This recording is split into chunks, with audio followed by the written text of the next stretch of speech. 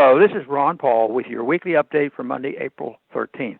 According to a story in Politico, the White House Coronavirus Task Force is considering creating a national surveillance system to track Americans' health information.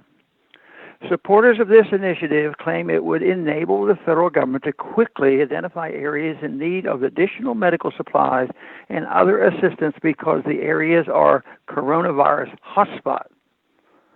Of course, it is unlikely that this system would be limited to only tracking coronavirus patients. The government may eventually keep track of every hospital admission or even all visits to doctor offices in the United States.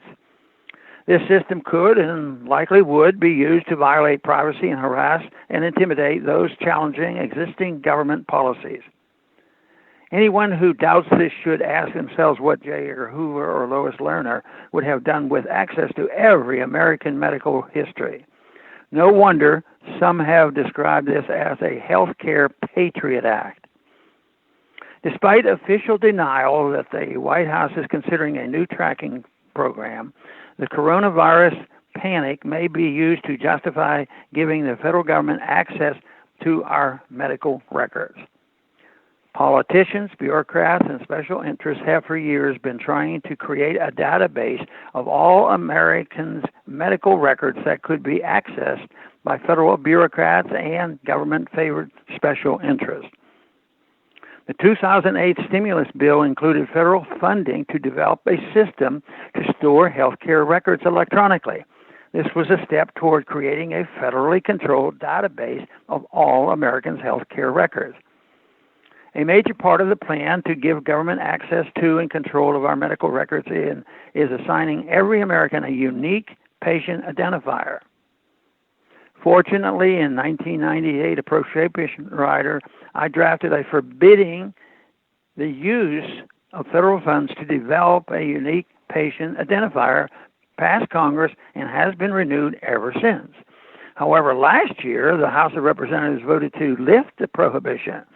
After my campaign for liberty and other health freedom advocates pressured Congress, the funding ban was restored.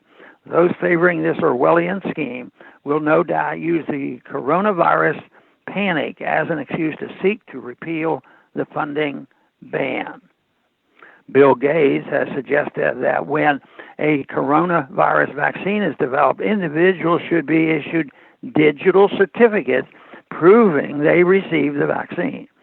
Similarly, coronavirus fearmonger-in-chief Dr. Anthony Fauci has floated the idea that Americans who have been vaccinated for coronavirus or have in the past contracted the virus be issued coronavirus immunity cards. Implementing Gates or Fauci's suggestions could lead to people being forced to receive a coronavirus vaccine or suffer legal penalties. The power to force individuals to receive medical treatment would likely be expanded to apply to other communicable diseases as well as behaviors and conditions such as smoking or obesity. Those who value liberty must do all they can to ensure authoritarians like Gates and Fauci do not make respect for our right to control our health care a casualty of the coronavirus panic. Thanks for calling this update. A new update is placed on this number, 888-322-1414, every Sunday.